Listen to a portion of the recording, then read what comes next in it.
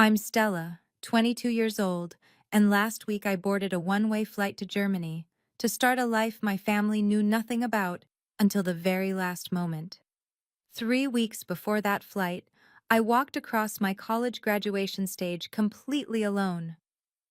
While I received my summa cum laude diploma in front of thousands of strangers, my parents were hosting a Super Bowl party with 50 guests back home. The seats reserved for my family? Empty. I sat in a parking lot afterward and cried until I couldn't breathe. But tucked inside my graduation gown was a letter I hadn't opened yet.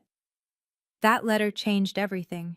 Before I continue, if you find this story worth your time, please take a moment to like and subscribe, but only if you genuinely connect with what I'm sharing. And drop a comment telling me where you're watching from and what time it is there. Now let me take you back 6 weeks, to the phone call that finally broke something inside me. 6 weeks before graduation, I'm sitting cross-legged on my dorm room bed, phone pressed to my ear. My heart beats a little faster than usual because I'm about to ask my parents for something I've never asked before. Mom, I wanted to confirm the date, I say. Graduation is February 9th, 2 p.m. Silence stretches across the line. I hear my father's TV blaring in the background, some sports commentary. Sweetheart, Mom finally says, her voice careful. You know what day that is, right? I know, of course I know. Super Bowl Sunday, I answer. But the ceremony is only 2 hours. The stadium is 40 minutes from home. You could make it back before halftime. More silence. Then Dad's voice cuts in. He must have grabbed the phone. Stella, Tyler has important guests coming that day. There's a scout from the NFL. This could be his big break. My chest tightens. Tyler. Always Tyler. Dad, I'm graduating with honors. I've been working toward this for 4 years. And we're proud of you, Mom jumps back in.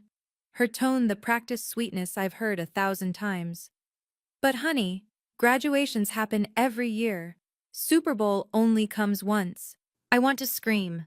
I want to remind them that I worked 3 jobs to pay for this degree while they bought Tyler a new car, hired him a personal trainer, flew him to tryouts across the country. But I don't. I've learned that screaming changes nothing in this family. I understand, I whisper. Good girl. We'll celebrate later, okay? Send us pictures. The line goes dead. I sit there, phone still in my hand, and realize something. Not once did they ask what honors I received. Not once did they ask if I was excited. Not once did they ask if I needed anything. To them, my graduation was just another Tuesday. I should explain how we got here. 4 years ago, when I was 18, I received my college acceptance letter with a partial scholarship. I ran downstairs, waving it like a golden ticket. Mom, Dad, I got in, with a scholarship. Dad barely looked up from his laptop. That's nice, sweetheart, but we need to talk about money. What followed was a conversation that shaped everything. We can't afford to pay for your school, Dad said flatly. Tyler needs specialized training this year. His coach says he has real potential. But the scholarship covers 60%. Stella. Mom's hand found my shoulder, her touch gentle but firm. You've always been so independent. Tyler needs more support. You understand, right? I understood perfectly. From that day forward, I became a ghost in my own family. I applied for every scholarship I could find. I worked as a barista at 6 a.m., a teaching assistant by noon, and a tutor until midnight.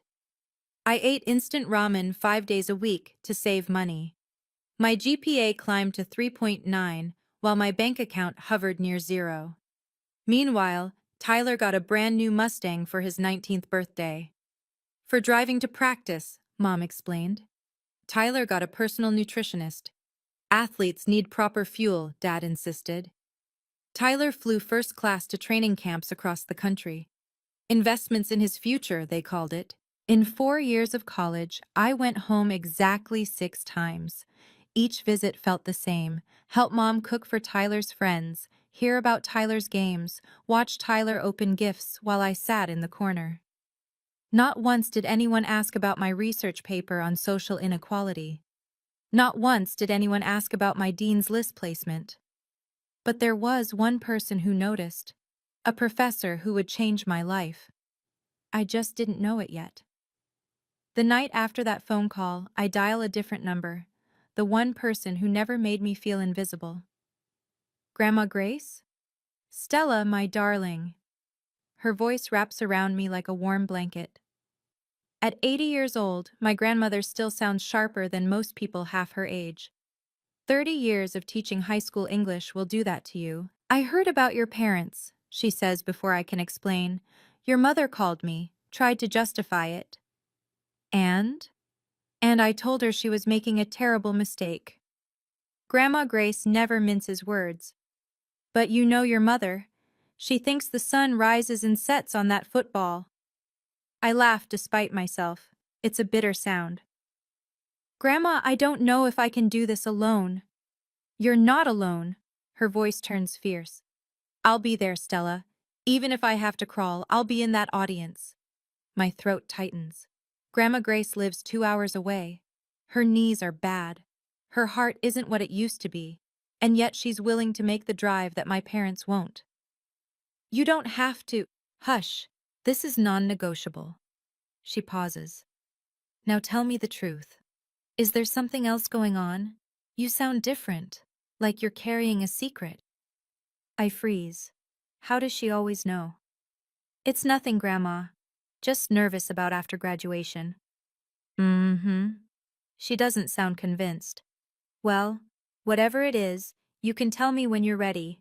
Just remember, you don't need their approval to shine, sweetheart. You never did. After we hang up, I stare at the ceiling. Grandma Grace is right about one thing. I am carrying something. Something I'm not ready to share with anyone. Not yet. 1 week before graduation, I'm called into Dr. Margaret Smith's office. Dr. Smith has been my thesis advisor for 2 years, a sharp-eyed woman in her late 50s who never sugarcoats anything. She's the only professor who ever pushed me to submit my research to academic journals. The only one who treated me like I had something worth saying. Close the door, Stella. She gestures to the chair across from her cluttered desk. Sit. I obey, my heart hammering. Did I do something wrong? Is there a problem with my thesis? I've been watching you for 4 years, she begins. You're one of the most dedicated students I've ever taught. Your thesis on socio-economic barriers in education? It's exceptional work. Thank you, Dr. Smith, but… She holds up a hand. I'm not finished. 8 months ago, I submitted your name for something. A nomination. I didn't tell you because I didn't want to get your hopes up. My pulse quickens. A nomination for what? She reaches into her desk drawer and pulls out a sealed envelope. It's cream-colored, heavy, official-looking. I catch a glimpse of a logo I don't immediately recognize. Results should be in here, she says, sliding it toward me. But don't open it now. Wait until after the ceremony. I want graduation day to be… She pauses, choosing her words carefully. Memorable for you, one way or another. I take the envelope with trembling fingers. It feels impossibly light for something so potentially life-changing. What is this? Dr. Smith smiles, a rare expression on her usually serious face. Let's just say that your hard work may have opened doors bigger than you imagined. Congratulations in advance, Stella. Whatever happens next, you earned it. I tuck the envelope into my graduation gown that night, and I wait. 5 days before graduation, I drive home to pick up some old belongings from my childhood room. The moment I pull into the driveway, I know something is different.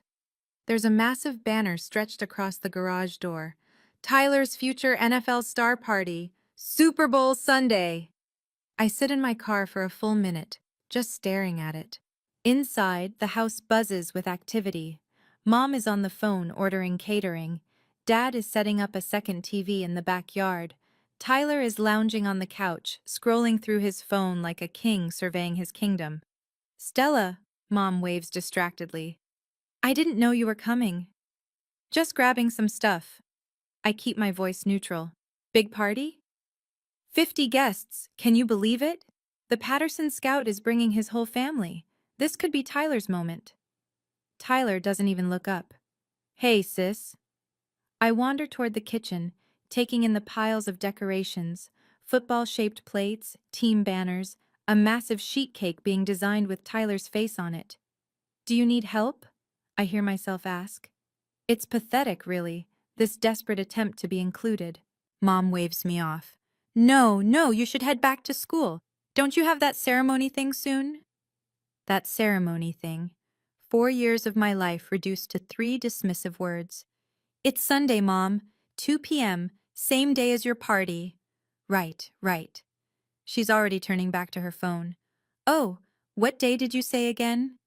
I told her a week ago. I told her 3 days ago on the phone. Never mind, I whisper. On my way out, I pass the entryway table. The party invitations are stacked there, ready to mail. I pick one up. Join us to celebrate Tyler Whitney and family. My name isn't anywhere on it. 10 p.m., the night before graduation. I'm pacing my dorm room, phone in hand, gathering courage I'm not sure I have. One last try. That's what I keep telling myself.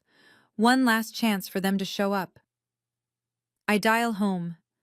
The noise hits me immediately. Laughter, clinking glasses, music. They're already celebrating. A pre-party for the pre-party. Hello? Mom's voice is light, giddy. I can tell she's been drinking. Mom, it's Stella. Honey, hold on! I hear her shout to someone. It's my daughter, the one graduating tomorrow. At least she remembered. Mom, I wanted to tell you something. My voice shakes. I'm graduating summa cum laude, and I was chosen to give the student representative speech. Silence. For one hopeful heartbeat, I think she's processing the magnitude of this.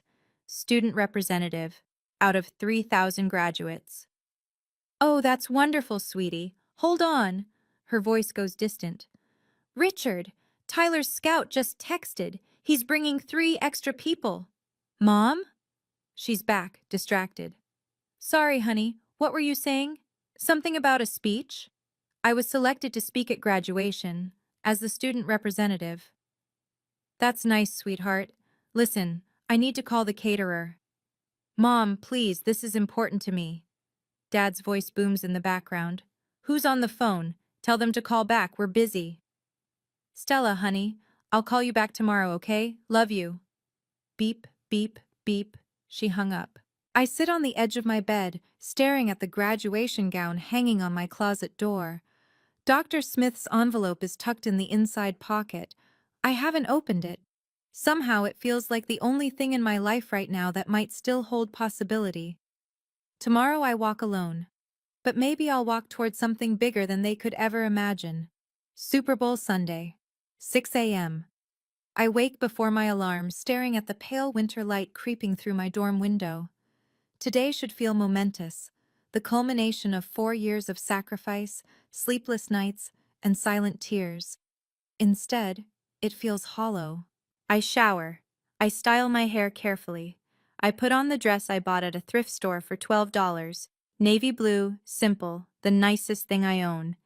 Then I lift my graduation gown from its hanger and slip it on. The fabric is heavier than I expected, or maybe that's just the weight of everything else. My phone buzzes. I grab it too quickly, hating myself for hoping.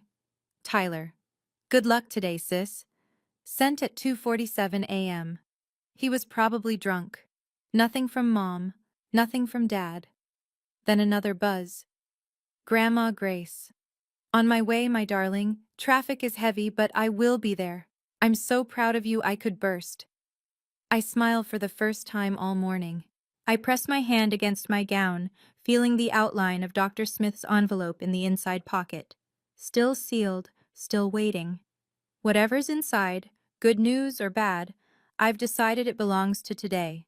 Not yesterday's disappointments, not tomorrow's uncertainties. Today. I take a selfie in the mirror. Cap slightly crooked.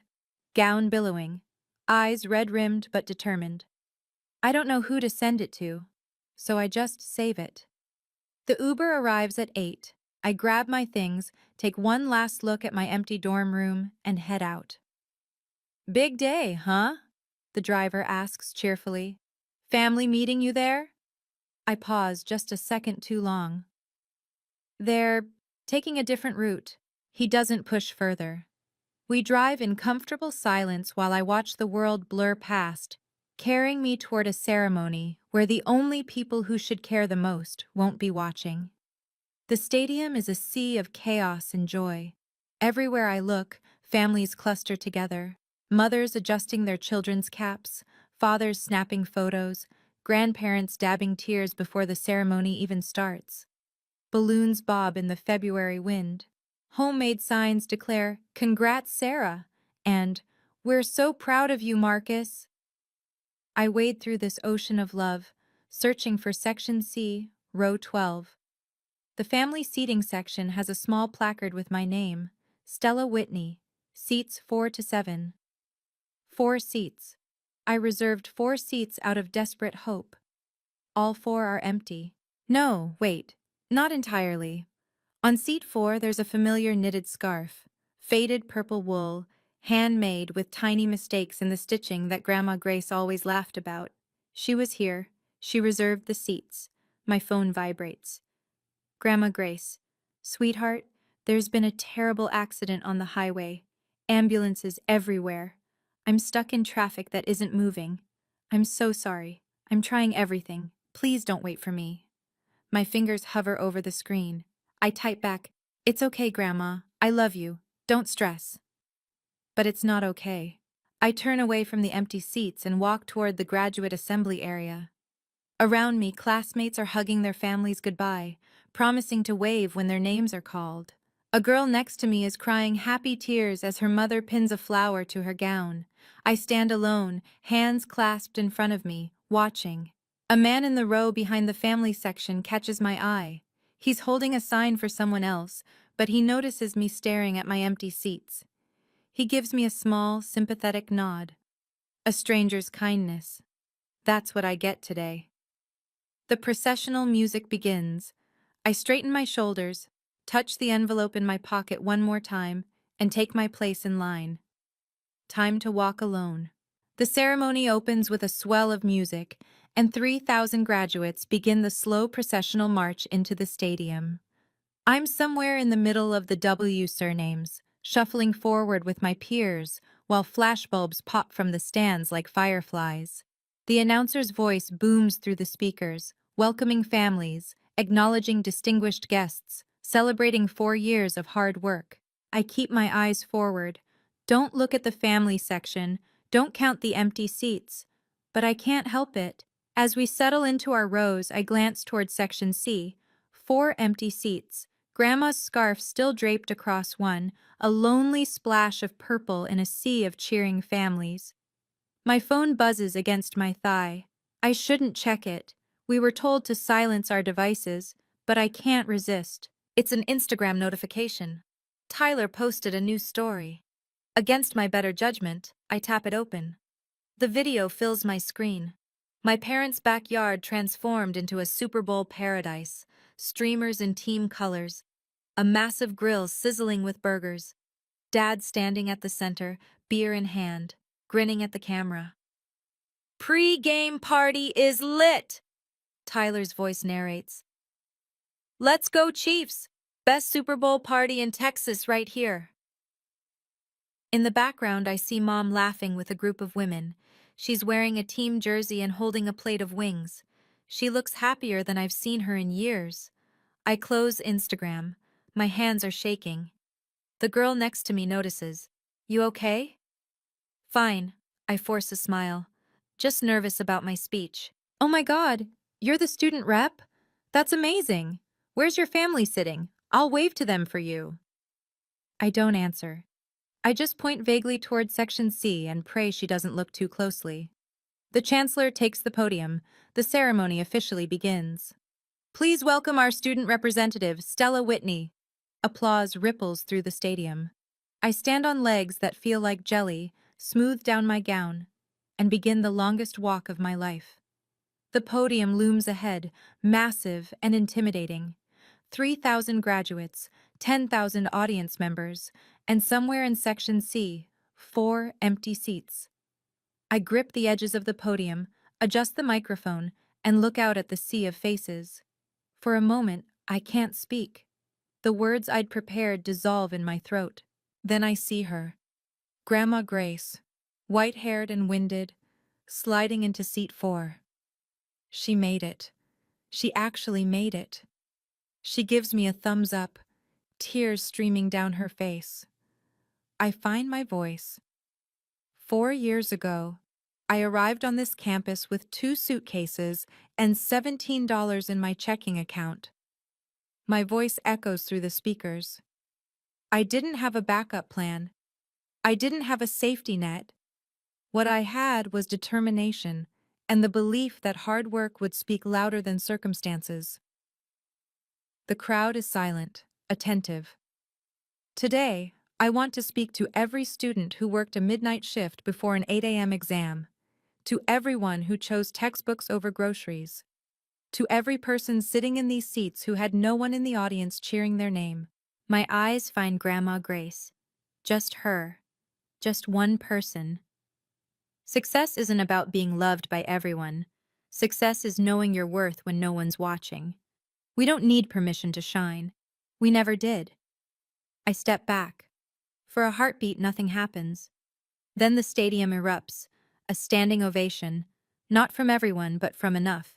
Students are clapping, some are crying. I walk back to my seat, legs still trembling. Grandma Grace is on her feet, applauding so hard, I worry about her heart. One person. That's all it takes to feel seen. The names roll on alphabetically, an endless river of achievement. Johnson, Martinez, Nguyen, Thompson, each name punctuated by screams from the stands, by air horns and cowbells, and the joyful chaos of families celebrating. Then, Stella Whitney, summa cum laude, Phi Beta Kappa, departmental honors in sociology. I rise. The walk to the stage feels both endless and instantaneous. The chancellor shakes my hand, presses the diploma into my palm. Cameras flash. I turn to face the audience, to wave at whoever might be watching. Section C. Row 12. Grandma Grace is there, standing despite her bad knees, waving both arms like she's directing air traffic. Just her. Only her. But then, movement behind her. The man I noticed earlier, the stranger with the sign for someone else, he's standing too. He's clapping. He must have seen my empty seats. He must have understood. A small gesture from a stranger. It breaks something open in my chest. I wave back, not just at Grandma, but at him too, at every person in this stadium who showed up for someone they love. Walking off stage, I press my hand against my gown. The envelope is still there, still sealed. My phone buzzes. I check it as I return to my seat. A new Instagram story from Mom. Posted 3 minutes ago. I tap it open. Dad is doing a victory dance in the backyard. On the TV behind him, the Super Bowl broadcast shows kickoff. Mom is filming, laughing so hard the camera shakes. Best Super Bowl party ever. The caption reads, posted at 2:47 p.m. Central Time, the exact moment I received my summa cum laude diploma. I close Instagram, slide my phone into my pocket, and sit in silence until the ceremony ends. The ceremony ends with a cascade of caps thrown skyward. I don't throw mine. I clutch it against my chest and push through the celebrating crowds toward the parking lot. Grandma Grace texts that she's resting in her car. The drive and the rush exhausted her, and she wants me to take my time. I order an Uber to take me to her. The app says 12 minutes. 12 minutes to stand alone in a parking lot while families stream past, arms full of flowers and balloons, voices bright with pride. I find a bench near the edge of the lot and sit down. Around me, the world celebrates. A father lifts his daughter onto his shoulders. A mother pins a corsage onto her son's gown. 2 grandparents unfurl a banner. Our little girl is a doctor now. The tears come without warning. Not gentle tears. Not dignified tears. I'm talking about the kind of crying that doubles you over, that steals your breath, that makes your whole body shake. 4 years of loneliness. 4 years of being the invisible daughter. 4 years of Tyler needs more, and Stella can handle herself. It all comes flooding out in an empty parking lot on Super Bowl Sunday. My Uber arrives. The driver, a kind-faced woman in her 40s, takes one look at me and hands over a packet of tissues without a word. Rough day? I want to laugh. Instead, I just nod. Family stuff? I nod again. She doesn't press. She just drives, letting me cry in her back seat while graduation parties bloom across the city. After a few minutes, I reach into my gown, my fingers finding the envelope. It's still there, still sealed. Whatever's inside, it's time to find out. I slide my finger under the flap and tear it open. The paper is thick, official, embossed with a logo I now recognize, the Fulbright program. My hands tremble as I unfold the letter.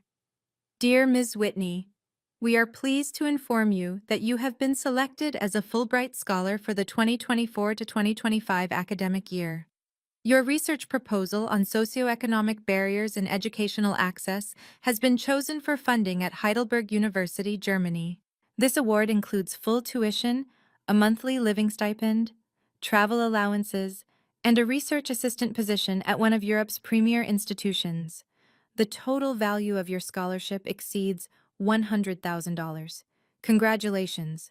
Out of over 10,000 applicants this year, you are among the 800 chosen worldwide. I read it 3 times. Then a fourth. Fulbright, Heidelberg, Germany. $100,000. Dr. Smith nominated me 8 months ago. She never said a word. She wanted this to be a surprise, a gift for the girl whose family never showed up.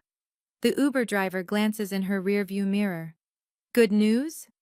I look up, tears still streaming, but something else mixing in now, something that feels dangerously close to hope. I think so, I whisper. I think my life just changed. She smiles. Well then, congratulations, honey, whatever it is. I clutch the letter to my chest, watching the Texas suburbs blur past my window. Somewhere across this city, my parents are eating buffalo wings and cheering for a football game. They have no idea that their forgotten daughter just received one of the most prestigious academic honors in the world. And for the first time in 4 years, I don't want to tell them. Not yet. Because I'm starting to realize something. I don't need them to see my worth for it to be real. I just need to see it myself. Grandma Grace's car is parked at the edge of the lot. I find her reclined in the driver's seat, eyes closed, that familiar purple scarf draped across her lap. I tap on the window and she startles awake, then breaks into the widest smile I've seen in years. My brilliant girl. She fumbles with the door, struggles out of the car, and pulls me into a hug so tight I can barely breathe. I made it. I was stuck behind that accident for 2 hours, but I made it. I know. I saw you. I hug her back just as fiercely. You were the only one. She pulls back, studies my face with those sharp eyes that miss nothing. You've been crying, and she tilts her head. Something else. You're different. What happened? I can't hide anything from her. I never could. Without a word, I hand her the letter. She reads it slowly, lips moving silently. I watch her expression shift. Confusion, then recognition, then disbelief. Stella Marie Whitney. Her voice cracks. Is this real? It's real, Grandma. She sits back down heavily, one hand pressed to her chest. For a terrifying moment, I think I've given her a heart attack. Then she laughs, a full, joyful, tearful laugh that echoes across the empty parking lot. My granddaughter, a Fulbright scholar. She looks up at me, eyes shining. Do your parents know? No. Good. The word comes out fierce, surprising me. Don't tell them, not yet. Grandma? She takes my hand. My birthday is in 3 weeks. The whole family will be there. Let me handle this. Let them see what they've been ignoring all these years, in front of everyone. I hesitate. I don't want to make a scene. It's not a scene, sweetheart. Her grip tightens. It's a reckoning. The next 3 weeks pass in a strange kind of silence. I return to campus to finish packing up my dorm. I start paperwork for my German visa. I email Dr. Smith a thank you so full of gratitude, I have to rewrite it 4 times because I keep crying on my keyboard. She writes back, I always knew you had it in you. Now go show the world. Mom calls exactly once, a week after graduation. Stella, just checking in. Did everything go okay at your ceremony thing? Ceremony thing. I've stopped being hurt by this. I've moved into a numb acceptance. It went fine, Mom. Good, good. Oh, Tyler's tryout got rescheduled. The scout wants him to come to Dallas next month. Isn't that exciting? Very exciting. You should come home and celebrate with us. Actually, I'm pretty busy. Job interviews and stuff. Oh? A flicker of interest. What kind of job? Still figuring it out. I have a few options. Well, don't be too picky. With a sociology degree, you can't afford to be choosy. The old Stella would have defended herself. The new Stella just says, I'll keep that in mind. Dad doesn't call at all. Tyler texts once, Miss you, sis. When you coming home? I reply, Grandma's birthday. See you there. Meanwhile, I book a one-way flight to Frankfurt. Departure, 2 days after Grandma Grace's party. I tell no one except Grandma. She calls me every night, giddy with planning. I've worked out the perfect moment, she whispers one evening. Right after I cut the cake, I'll ask everyone to share their good news. Tyler will brag about his scout. And then I tell them. And then you tell them. I can hear her smile through the phone. They won't know what hit them. I drive into my hometown on a Friday evening, 3 weeks after graduation. Instead of going to my parents' house, I check into a motel off the highway, the kind with peeling wallpaper and a coffee maker that sputters like it's dying. It's not glamorous, but it's mine. My space, my terms. Mom texts around 7. Are you in town yet? Your room is ready? I reply, staying at a friend's place. See you at Grandma's tomorrow. She doesn't question it. She probably doesn't care enough to question it. I spread my documents across the motel bed. Fulbright acceptance letter, Heidelberg research position confirmation, German visa application, one-way flight itinerary. Tomorrow, all of this becomes public. My phone rings. Grandma Grace. You ready, sweetheart? I think so. I'm sitting cross-legged on the scratchy comforter, staring at my reflection in the TV screen. Grandma, what if they don't care? What if I tell them and they just shrug? Silence. Then, that's not the point, Stella. Then what is? The point is that you'll know. You'll know that you stood up, spoke your truth, and walked away with your head high.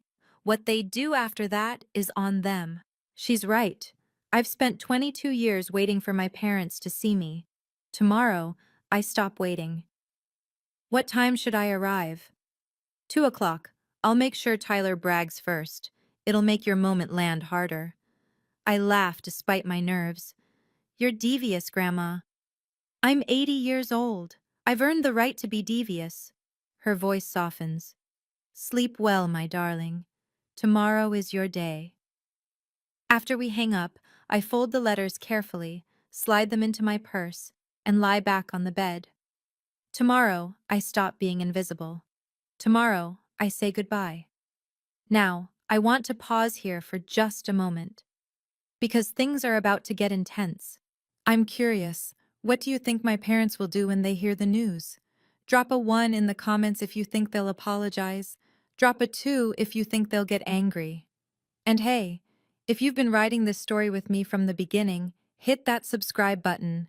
The biggest moment is coming up next. Okay, back to the story. Grandma Grace's house sits at the end of a quiet street. A modest craftsman with a wraparound porch and gardens, she refuses to let anyone else tend. Today, cars line the driveway and spill onto the lawn. At least 30 people are here. Aunts, uncles, cousins I haven't seen in years, old friends of Grandma's from her teaching days. I park down the street and take a moment to collect myself. My purse holds everything: the Fulbright letter, the Heidelberg confirmation, the flight itinerary. Weapons of truth wrapped in official letterhead. The moment I walk through the door, the family chaos swallows me whole. Stella, look at you all grown up. How's job hunting, sweetheart? Your mom says you're struggling. Have you met Tyler's new girlfriend? She's adorable. Tyler is holding court in the living room, surrounded by aunts who hang on his every word. He's wearing an NFL team jersey. Of course he is, and gesturing expansively as he tells some story about his latest tryout. The scout said I've got real potential, he's saying.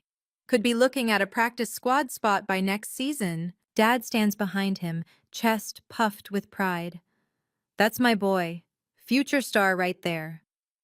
I slip past, unnoticed, heading for the kitchen where Grandma is directing traffic like a general commanding troops. Her eyes find mine immediately. She gives me the smallest nod. Soon, she mouths. I nod back and take my position near the back of the room, watching my family orbit around Tyler like he's the sun. Mom is laughing at something he said, her hand on his shoulder, the picture of maternal devotion. No one has asked about my graduation. No one has asked about my plans. That's fine. They'll learn soon enough. The cake comes out, 80 candles flickering in the afternoon light. It's almost time. We sing happy birthday. Grandma blows out the candles, all 80 of them somehow, and the room erupts in applause. Then she raises her hand, and the chatter dies down. Thank you all for coming. Her voice is steady, commanding. 30 years of teaching gave her the kind of presence that demands attention. 80 years is a long time to be alive. I've seen a lot of things. Good things. Hard things. She pauses, scanning the room. Today, I want to hear from my family. Share your good news. Let an old woman feel proud of what she's built. Immediately, Tyler steps forward. Of course he does.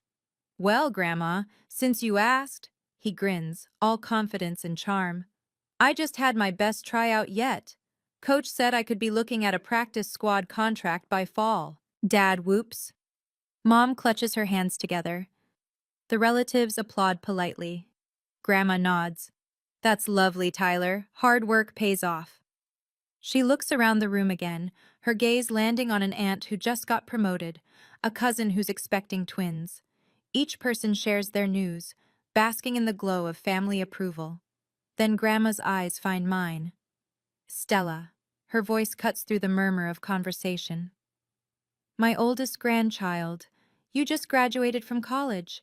Any news to share with the family? The room turns toward me.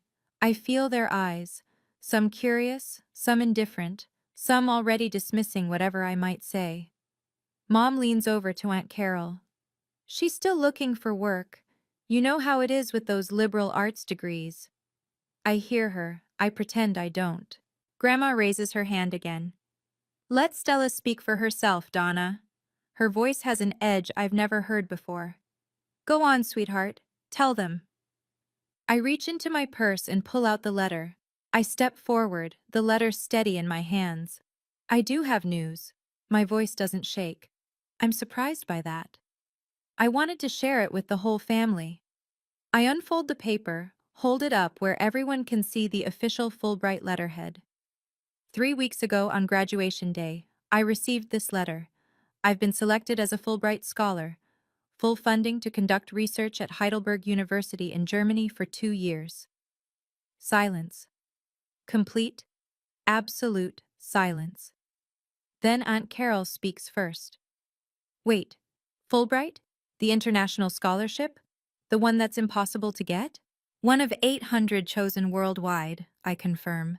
Out of over 10,000 applicants, the total package is worth more than $100,000. The murmuring begins. I watch faces shift, confusion, shock, disbelief. Cousin Marcus, who went to law school, is staring at me with his mouth open. Uncle Jim is Googling something on his phone.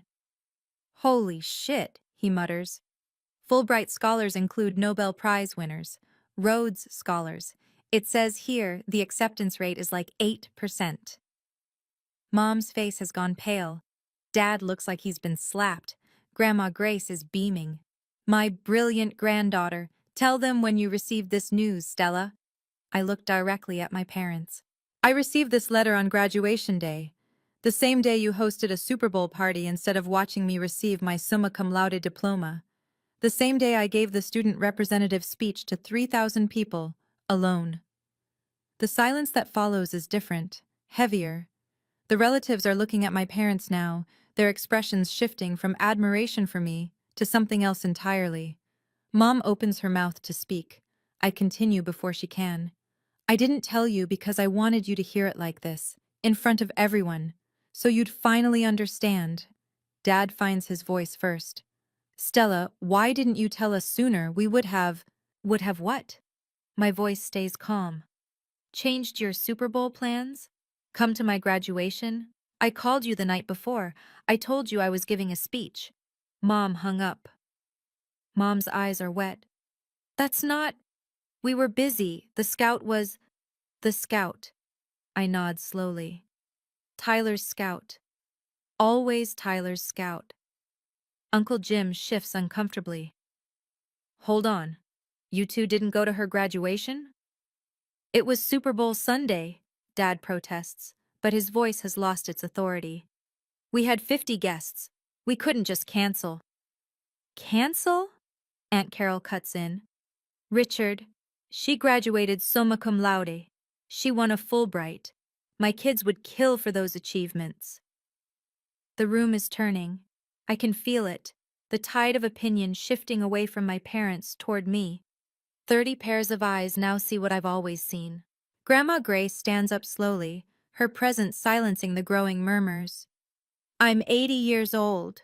Her voice is steel-wrapped in velvet. I've watched this family for decades. I've stayed quiet about many things. But not today. She looks at Mom, her own daughter, with an expression I've never seen before. Donna, you chose a football game over your daughter's greatest achievement. Richard, you've poured everything into Tyler while Stella worked 3 jobs to pay for her own education. She shakes her head. I raised you better than this. Mom is sobbing now. Mama, we didn't know. You didn't ask. Grandma's words land like hammers. That's the problem. You never asked. And now she's leaving. Because you don't deserve to keep her here. The room goes completely still. I take a breath. There's one more thing they need to hear. Mom rises from her chair, mascara streaking down her face. Stella, you have to understand. We never meant to hurt you. We just thought you were always so capable. Capable. I let the word hang in the air. Yes, I was capable because I had no other choice. You made sure of that. We love you both equally, Dad insists, but even he seems to hear how hollow it sounds.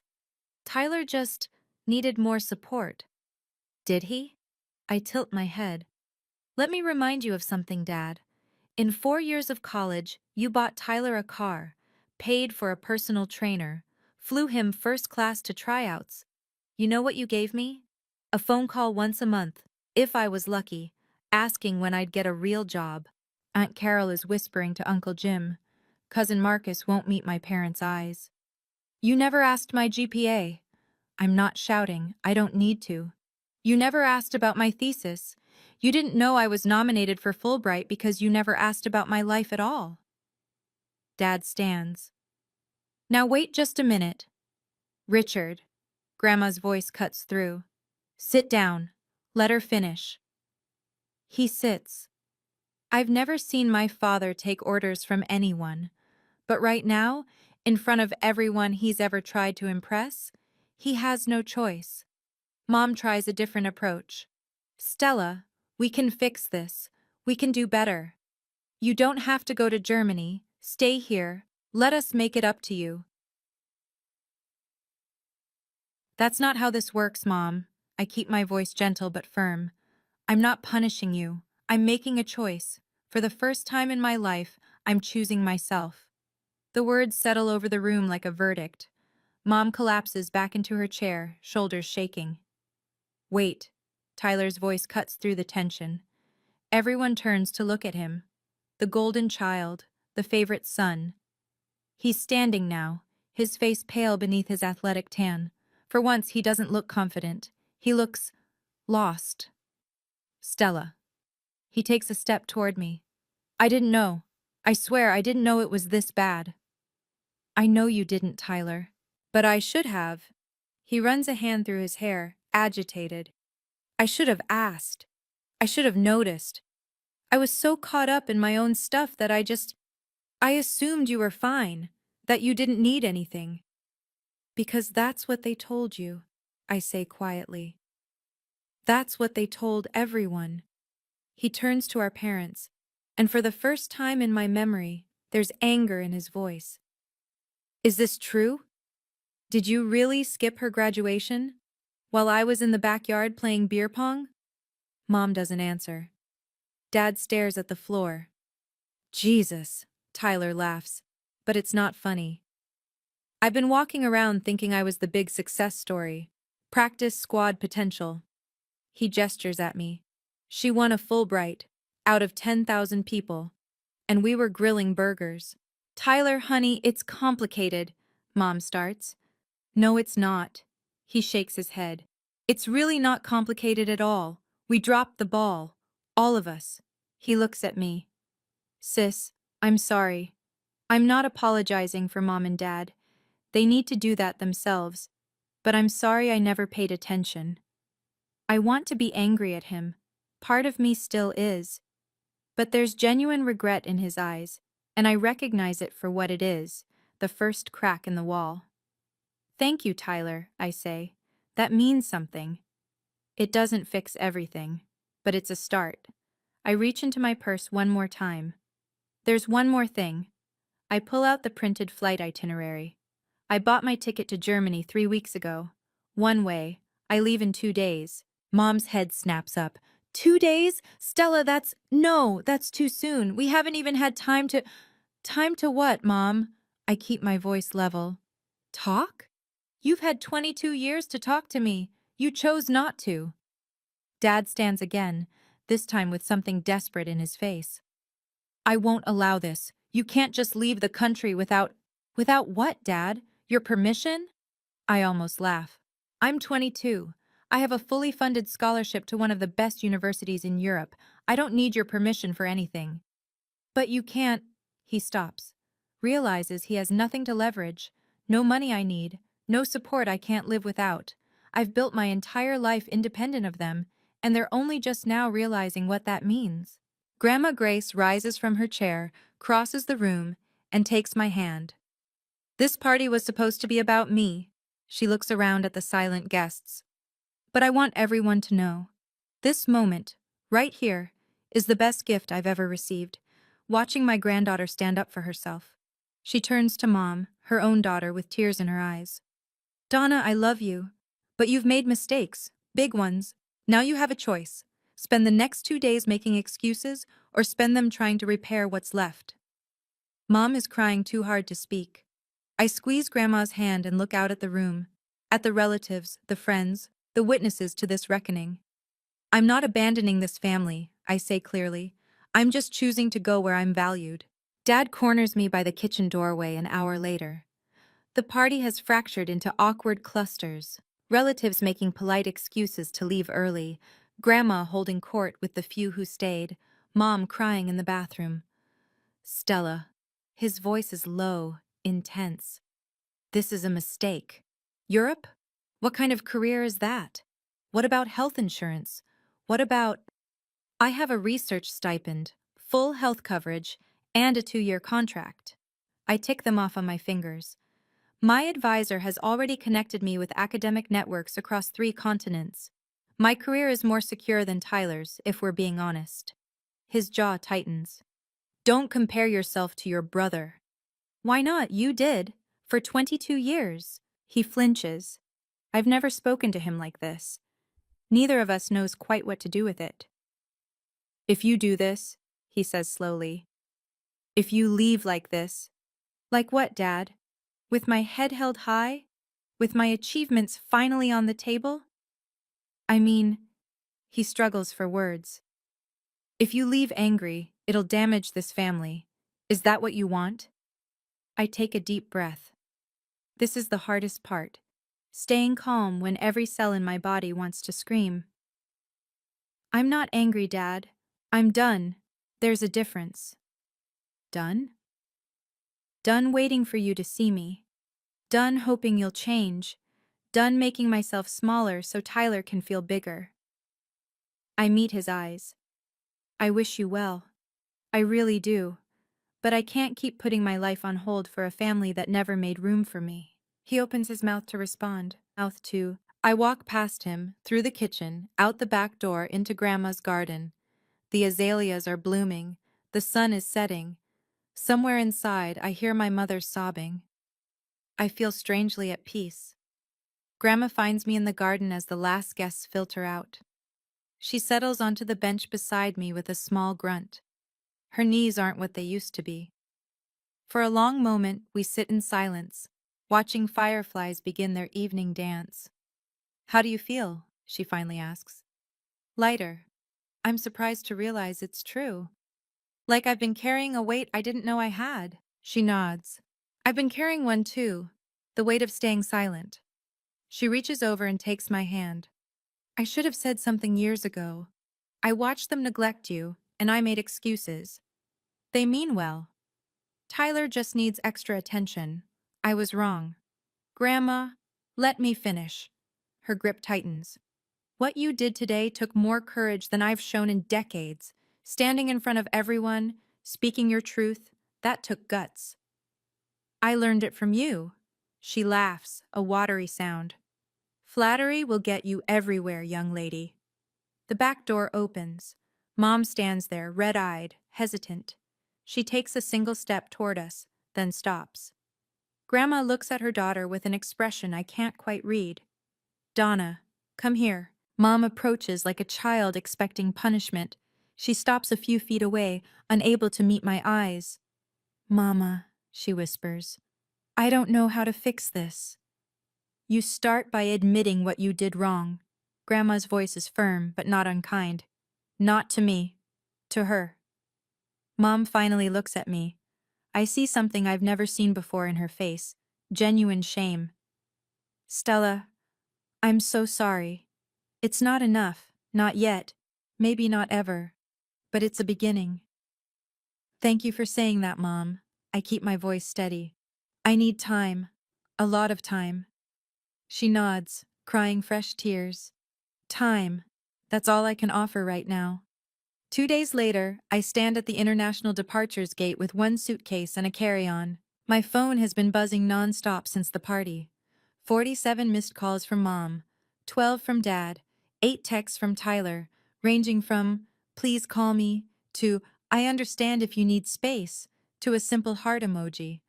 I haven't answered any of them. The only message I opened was from Grandma Grace, sent this morning. Fly safe, my darling. The world is waiting for you. I love you more than words can say. I replied with my own heart emoji. Some things don't need words. The departure board flashes. LH 401 to Frankfurt, now boarding. I gather my things, join the line of passengers shuffling toward the gate. Around me, families hug goodbye. A mother cries into her son's shoulder. A father shakes hands with his daughter, formal but loving. My goodbye happened 2 days ago, in a living room full of witnesses. There's no one here for me now. That's okay. I scan my boarding pass, walk down the jetway, settle into my window seat. The plane is half empty. A midweek flight to Europe doesn't draw crowds. As we taxi toward the runway, I look out the window at the Texas landscape. Flat. Familiar. The only home I've ever known. Somewhere down there, my parents are waking up to the reality that their daughter is gone. Not dead. Not estranged forever. Just choosing a different path. The engines roar. The ground falls away. I watch the city shrink beneath me. First the highways, then the suburbs, then the distant glint of my parents' neighborhood, getting smaller and smaller until it disappears entirely. I turn away from the window, close my eyes, and breathe. For the first time in my life, I'm flying towards something instead of running from it. Somewhere over the Atlantic, I pull out my laptop. The cabin is dark, most passengers asleep under thin airline blankets, but I can't rest. My mind is too full, too alive. I open my email and compose a message to Dr. Smith. Dear Professor Smith, I'm on the plane. I made it. Because of you, I'm flying toward a future I never thought possible. Thank you for seeing something in me when no one else did. Thank you for the nomination, for keeping it secret, for believing I deserved a surprise after years of disappointment. I promise to make you proud. Gratefully yours, Stella. I hit send, then sit back and watch the darkness outside my window. Somewhere below is the Atlantic Ocean, vast and unknowable. Somewhere behind me is Texas, my parents, my brother, my old life. And somewhere ahead is Germany, Heidelberg, a research position, a new beginning. My phone vibrates. One last message slipping through before airplane mode kicks in fully. Dr. Smith, I always knew you would. Now go change the world. I smile at the screen, then tuck my phone away. The flight attendant dims the cabin lights further. A few rows ahead, a baby cries briefly, then settles. The engines hum their steady lullaby. I think about my parents, about Mom's tears, Dad's confusion, Tyler's unexpected apology. I think about Grandma Grace in her garden, proud and fierce. I think about the girl I was 6 weeks ago calling home to beg for 2 hours of attention. That girl is gone. In her place is someone new, someone who knows her worth doesn't depend on being seen by people who choose not to look. The sun rises ahead of us, painting the clouds gold.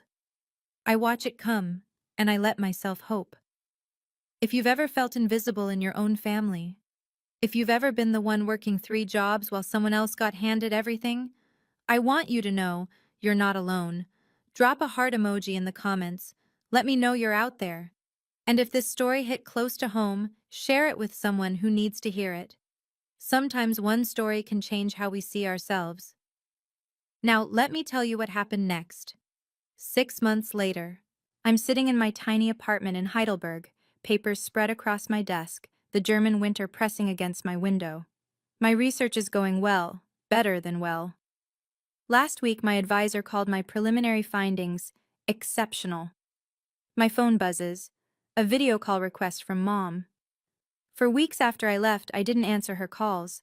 I needed space. Eventually, we graduated to texts, brief, polite, careful. But this is the first video call in months. I hesitate, then accept. Mom's face fills the screen. She looks different, older somehow, tired. But there's something else too, something I don't recognize. Stella, her voice catches. Thank you for answering. Hi, Mom. I won't keep you long, She takes a shaky breath. I've been going to therapy. Your father and I both have. I don't respond. I'm not sure what to say. The therapist helped me see things. Patterns. The way we treated you versus Tyler. I've been making lists of every memory I can recall and, her voice breaks. I'm so ashamed, Stella. I didn't see it at the time, but looking back, it's so clear. Mom, no, let me finish. Please. She wipes her eyes. I'm not calling to ask you to come home. I'm not calling to make you forgive me. I just needed you to know. I see it now. What we did, what we didn't do. And I'm working on becoming someone who deserves to be your mother. The words hang between us, spanning an ocean. Thank you for telling me that, Mom. Are you happy there? I look around my small apartment. My books, my research, my new life. I'm getting there. Good. She nods, tears streaming. That's all I wanted to hear. 1 year after graduation, I'm standing at a podium in Berlin, presenting my research to an international conference. 300 academics fill the auditorium, professors from Harvard, Oxford, Tokyo, Sao Paulo. They're here to hear about my work on educational inequality. My work. Mine. When I finish, the applause is thunderous. A professor from Columbia approaches afterward, business card in hand. Ms. Whitney, your research is groundbreaking. Have you considered doctoral programs in the States? I smile. I'm keeping my options open. Later that night, I video call Grandma Grace. Her face lights up the screen, 81 years old and still sharp as a tack. How was it, my darling? They loved it, Grandma. I got 3 job offers and a PhD invitation. She claps her hands together. That's my girl! Oh, I wish I could have been there. Me too. Your mother called me yesterday, she says carefully. Asked how you were doing. I know. We talk sometimes now. Not often, but sometimes. And your father? That's harder. I pause. He actually apologized last month. It was awkward and stiff, and he clearly didn't know what to say. But he tried. That's something. It's something, I agree. And Tyler? He didn't make the NFL. I say it without judgment. He's working as a coach at a high school now. We text memes to each other sometimes. It's weird, but nice. Grandma nods slowly. Families are complicated. They are. But you, she points at the screen. You, my darling, are thriving. You took everything they threw at you and turned it into wings.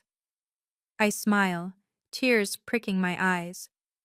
I learned from the best, Grandma. Nonsense, she winks. You learned from yourself. I just handed you the match. You're the one who lit the fire. You know, looking back on everything, I finally understand my parents in a way I couldn't before. Dad, Richard. He grew up with dreams of NFL glory that ended with a blown knee in high school. Tyler wasn't just his son. Tyler was his second chance, his do-over, his proof that his dreams weren't dead.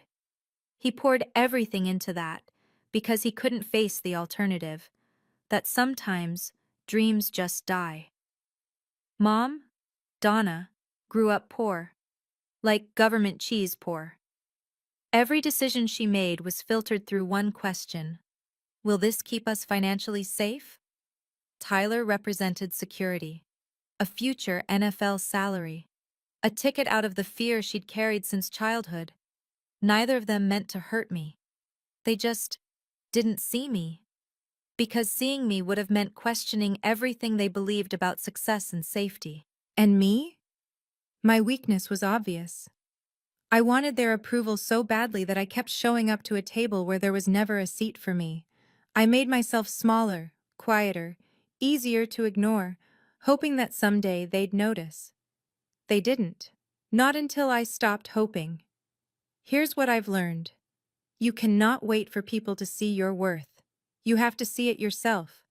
And sometimes, the kindest thing you can do, for yourself and for them, is to walk away. Boundaries aren't walls. They're doors. They let you decide who gets access to your life. If this story resonated with you, I'd love to hear your thoughts. Have you ever had to set boundaries with family? Have you ever felt invisible to the people who were supposed to love you most? Drop a comment below. I read every single one. And if you want more stories like this, click the link in the description. There's a whole community of us out there, learning to see ourselves clearly. Thank you for listening. Thank you for being here. Until next time.